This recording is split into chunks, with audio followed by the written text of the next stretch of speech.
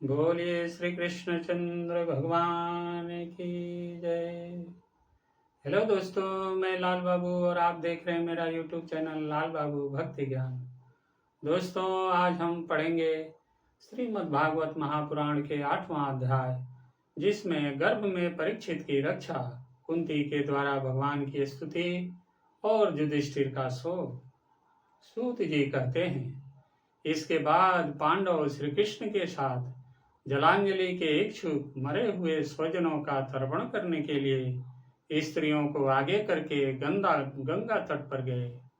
वहां उन सब ने मृत बंधुओं को जलदान दिया और उनके गुणों का स्मरण करके बहुत विलाप किया। तदंतर भगवान के चरण कमलों की धूलि से पवित्र गंगा जल में पुनः स्नान किया। वहां अपने भाइयों के साथ कुरुपति महाराज युधिष्ठिर, धृतराष्ट्र, पुत्र शोक से व्याकुल गंधारी, कुंती और द्रौपदी सब बैठकर मरे हुए स्वजनों के लिए शोक करने लगे। भगवान श्री कृष्ण ने धौम्य आदि मुनियों के साथ उनको सांत्वना दी और समझाया कि संसार के सभी प्राणी काल के अधीन हैं, मौत से किसी को कोई बचा नहीं सकता। इस प्रकार भगवान श्री कृष्ण ने अजात शत्रु महाराज युधिष्ठिर को उनका वह राज्य जो धूर्तों ने छल से छीन लिया था वापस दिलाया, तथा द्रौपदी के केशों का स्पर्श करने से जिनकी आयु क्षीण हो गई थी उन दुष्ट राजाओं का वध कराया। साथ ही युधिष्ठिर के द्वारा उत्तम सामग्रियों से तथा पुरोहितों से 3 अश्वमेध यज्ञ कराए। इस प्रकार युधिष्ठिर के पवित्र यज्ञ को 100 यज्ञ करने वाले इंद्र के जस की तरह सब और फैला दिया।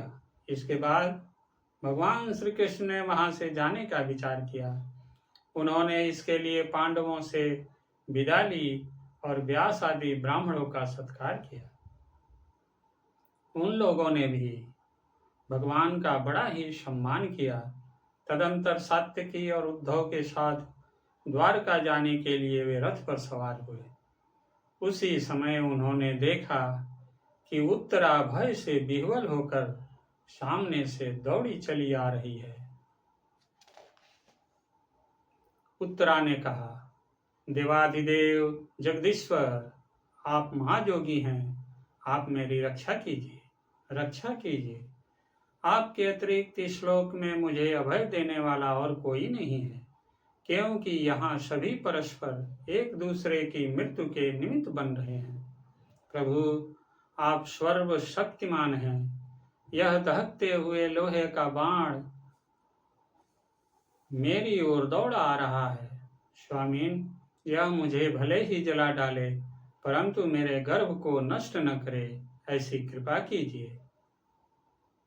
सूत जी कहते हैं, भक्त वत्सल भगवान श्री कृष्ण उसकी बात सुनते ही जान गए कि अश्वत्थामा ने पांडवों के वंश को निर्वीज करने के लिए ब्रह्मास्त्र का प्रयोग किया है। सौनक जी, उसी समय पांडवों ने भी देखा कि जलते हुए 5 बाण हमारी ओर आ रहे हैं, इसलिए उन्होंने भी अपने अपने अस्त्र उठा लिए। सर्वशक्तिमान भगवान श्री कृष्ण ने अपने अनन्य प्रेमियों पर, शरणागत भक्तों पर बहुत बड़ी विपत्ति आई जानकर अपने निज अस्त्र सुदर्शन चक्र से उन निज जनों की रक्षा की। योगेश्वर श्री कृष्ण समस्त प्राणियों के हृदय में विराजमान आत्मा है। उन्होंने उत्तरा के गर्भ को पांडवों की वंश परंपरा चलाने के लिए अपनी माया के कवच से ढक दिया। सौनक जी, यदि ब्रह्मास्त्र अमोघ है और उसके निवारण का कोई उपाय भी नहीं है, फिर भी भगवान श्री कृष्ण के तेज के सामने आकर वह शांत हो गया। यह कोई आश्चर्य की बात नहीं समझनी चाहिए, क्योंकि भगवान तो सर्वाश्चर्यमय है। वे ही अपनी निज शक्ति माया से स्वयं अजन्मा होकर भी इस संसार की सृष्टि, रक्षा और संहार करते हैं। जब भगवान श्री कृष्ण जाने लगे तब ब्रह्मास्त्र की ज्वाला से मुक्त अपने पुत्रों के और द्रौपदी के साथ सती कुंती ने भगवान श्री कृष्ण की इस प्रकार स्तुति की। कुंती ने कहा, आप समस्त जीवों के बाहर और भीतर एक रस स्थित हैं, फिर भी इंद्रियों और वृत्तियों से देखे नहीं जाते, क्योंकि आप प्रकृति से परे आदि पुरुष परमेश्वर हैं। मैं आपको नमस्कार करती हूँ। इंद्रियों से जो कुछ जाना जाता है उसकी तह में आप विद्यमान रहते हैं और अपनी ही माया के पर्दे से अपने को ढके रहते हैं। मैं अबोध नारी आप अविनाशी पुरुषोत्तम को भला कैसे जान सकती हूँ। जैसे मूढ़ लोग दूसरा भेष धारण किए हुए नट को प्रत्यक्ष देखकर भी नहीं पहचान सकते, वैसे ही आप दिखते हुए भी नहीं दिखते। आप शुद्ध हृदय वाले विचारशील जीवन मुक्त परमहंसों के हृदय में अपनी प्रेममयी भक्ति का सृजन करने के लिए अवतीर्ण हुए हैं। फिर हम अल्प बुद्धि स्त्रियां आपको कैसे पहचान सकती हैं। आप श्री कृष्ण वासुदेव देवकी नंदन नंद गोप के लाडले लाल गोविंद को हमारा बारंबार प्रणाम है। जिनकी नाभि से ब्रह्मा का जन्म स्थान कमल प्रकट हुआ है, जो सुंदर कमलों की माला धारण करते हैं, जिनके नेत्र कमल के समान विशाल और कोमल है, जिनके चरण कमलों में कमल का चिन्ह है, श्री कृष्ण, ऐसे आपको मेरा बार बार नमस्कार है। ऋषिकेश, जैसे आपने दुष्ट कंस के द्वारा कैद की हुई और चीरकाल से शोकग्रस्त देवकी की रक्षा की थी, वैसे ही पुत्रों के साथ मेरी भी आपने बार बार विपत्तियों से रक्षा की है। आप ही हमारे स्वामी हैं, आप सर्वशक्तिमान हैं। श्री कृष्ण, कहाँ तक गिनाऊं। विष से, लक्षागृह की भयानक आग से, हिडिम्बादि राक्षसों की दृष्टि से, दुष्टों की द्युत सभा से, वनवास की विपत्तियों से और अनेक बार के युद्धों में अनेक महारथियों के शस्त्रों से और अभी अभी इस अश्वत्थामा के ब्रह्मास्त्र से भी आपने ही हमारी रक्षा की है। जगत गुरु, हमारे जीवन में सर्वदा पद पद पर विपत्तियां आती रहे, क्योंकि विपत्तियों में ही निश्चित रूप से आपके दर्शन हुआ करते हैं और आपके दर्शन हो जाने पर फिर जन्म मृत्यु के चक्कर में नहीं आना पड़ता। ऊंचे कुल में जन्म, ऐश्वर्य, विद्या और संपत्ति के कारण जिसका घमंड बढ़ रहा है, वह मनुष्य तो आपका नाम भी नहीं ले सकता, क्योंकि आप तो उन लोगों को दर्शन देते हैं जो अकिंचन हैं। आप निर्धनों के परम धन हैं। माया का पर्यंत आपका स्पर्श भी नहीं कर सकता। आप अपने आप में ही विहार करने वाले परम शांत स्वरूप हैं। आप ही कैवल्य मोक्ष के अधिपति हैं। आपको मैं बार बार नमस्कार करती हूँ। मैं आपको अनादि अनंत सर्वव्यापक सबके नियंता काल रूप परमेश्वर समझती हूँ।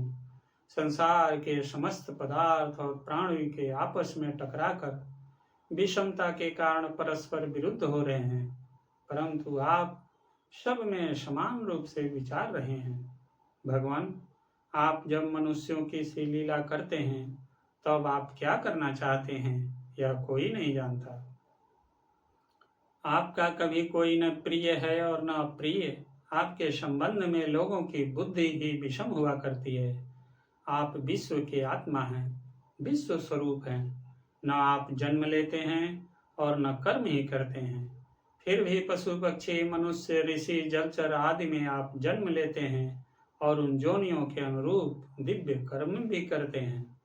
यह आपकी लीला ही तो है।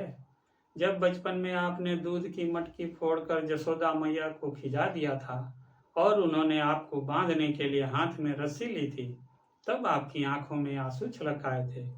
काजल कपोलों पर वह चला था, नेत्र चंचल हो रहे थे और भय की भावना से आपने अपने मुख को नीचे की ओर झुका लिया था। आपकी उस दशा का, लीला छवि का ध्यान करके मैं मोहित हो जाती हूँ। भला जिससे भय भी भय मानता है, उसकी यह दशा।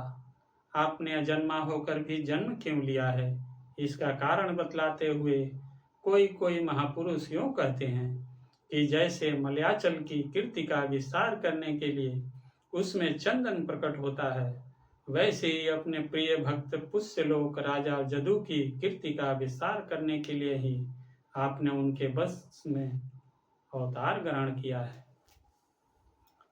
दूसरे लोग यूँ कहते हैं कि वसुदेव और देवकी ने पूर्व जन्म में सुतपा और कृष्ण के रूप में आपसे यही वरदान प्राप्त किया था, इसलिए आप अजन्मा होते हुए भी जगत के कल्याण और दैत्यों के नाश के लिए उनके पुत्र बने हैं। कुछ और लोग यूँ कहते हैं कि यह पृथ्वी दैत्यों के अत्यंत भार से समुद्र में डूबते हुए जहाज की तरह डगमगा रही थी, पीड़ित हो रही थी। तब ब्रह्मा की प्रार्थना से उसका भार उतारने के लिए ही आप प्रकट हुए। कोई महापुरुष यूँ कहते हैं कि जो लोग इस संसार में अज्ञान, कामना और कर्मों के बंधन में जकड़े हुए पीड़ित हो रहे हैं, उन लोगों के लिए श्रवण और स्मरण करने योग्य लीला करने के विचार से ही आपने अवतार ग्रहण किया है। भक्त जन बार बार आपके चरित्र का श्रवण, गान, कीर्तन और स्मरण करके आनंदित होते रहते हैं। वे ही अविलंब आपके उस चरण कमल का दर्शन कर पाते हैं, जो जन्म मृत्यु के प्रवाह को सदा के लिए रोक देता है। भक्त वांछा कल्पतरु प्रभु, क्या आप अपने आश्रित और संबंधी हम लोगों को छोड़कर जाना चाहते हैं? आप जानते हैं कि आपके चरण कमलों के अतिरिक्त हमें और किसी का सहारा नहीं है। पृथ्वी के राजाओं के तो हम यूं ही विरोधी हो गए हैं। जैसे जीव के बिना इंद्रियां शक्तिहीन हो जाती हैं, वैसे ही आपके दर्शन बिना यदुवंशियों के और हमारे पुत्र पांडवों के नाम तथा रूप का अस्तित्व ही क्या रह जाता है। गदाधर, आपके विलक्षण चरण चिन्हों से चिन्हित यह कुरु जांगल देश की भूमि आज जैसी शोभायमान हो रही है, वैसी आपके चले जाने के बाद न रहेगी। आपकी दृष्टि के प्रभाव से ही यह देश पकी हुई फसल तथा लता वृक्षों से समृद्ध हो रहा है। ये वन, पर्वत, नदी और समुद्र भी आपकी दृष्टि से ही वृद्धि को प्राप्त हो रहे हैं। आप विश्व के स्वामी हैं, विश्व के आत्मा हैं और विश्व स्वरूप हैं। यदुवंशियों और पांडवों में मेरी बड़ी ममता हो गई है। आप कृपा करके स्वजनों के साथ जोड़े हुए इस स्नेह की दृढ़ फांसी को काट दीजिए। श्री कृष्ण, जैसे गंगा की अखंड धारा समुद्र में गिरती रहती है, वैसे ही मेरी बुद्धि किसी दूसरी ओर न जाकर आपसे ही निरंतर प्रेम करती रहे। श्री कृष्ण अर्जुन के प्यारे सखा यदुवंश शिरोमणि, आप पृथ्वी के भार रूप राजवेशधारी दैत्यों को जलाने के लिए अग्नि स्वरूप हैं। आपकी शक्ति अनंत है। गोविंद, आपका यह अवतार गौ, ब्राह्मण और देवताओं का दुख मिटाने के लिए ही है। जोगेश्वर, चराचर के गुरु भगवान, मैं आपको नमस्कार करती हूँ। सूत जी कहते हैं, इस प्रकार कुंती ने बड़े मधुर शब्दों में भगवान की अधिकांश लीलाओं का वर्णन किया। यह सब सुनकर भगवान श्री कृष्ण अपनी माया से उसे मोहित करते हुए मंद मंद मुस्कुराने लगे। उन्होंने कुंती से कह दिया, अच्छा ठीक है। और रथ के स्थान से वे हस्तिनापुर लौट आए। वहां कुंती और सुभद्रा आदि देवियों से विदा लेकर जब वे जाने लगे, तब राजा युधिष्ठिर ने बड़े प्रेम से उन्हें रोक लिया। राजा युधिष्ठिर को अपने भाई बंधुओं के मारे जाने का बड़ा शोक हो रहा था।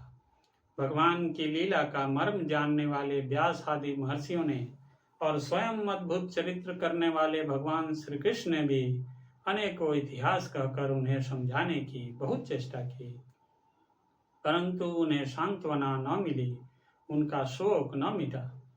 शौनकादि ऋषियों, धर्मपुत्र राजा युधिष्ठिर को अपने स्वजनों के वध से बड़ी चिंता हुई। वे अविवेक युक्त चित्त से स्नेह और मोह के वश में होकर कहने लगे, भला मुझ दुरात्मा के हृदय में बद्धमूल हुए इस अज्ञान को तो देखो।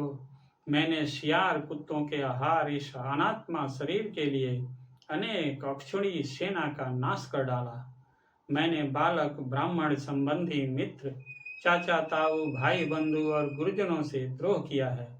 करोड़ों वर्षों से भी नरक से मेरा छुटकारा नहीं हो सकता। यद्यपि शास्त्र का वचन है कि राजा यदि प्रजा का पालन करने के लिए धर्म युद्ध में शत्रुओं को मारे तो उसे पाप नहीं लगता, फिर भी इससे मुझे संतोष नहीं होता। स्त्रियों के पति और भाई बंधुओं को मारने से उनका मेरे द्वारा यहाँ जो अपराध हुआ है उसका मैं गृहस्थोचित यज्ञ जगादिकों में द्वारा मार्जन करने में समर्थ नहीं हूँ। जैसे कीचड़ से गंदला जल स्वच्छ नहीं किया जा सकता, मदिरा से मदिरा की अपवित्रता नहीं मिटाई जा सकती, वैसे ही बहुत से हिंसा बहुल यज्ञों के द्वारा एक भी प्राणी की हत्या का प्रायश्चित नहीं किया जा सकता।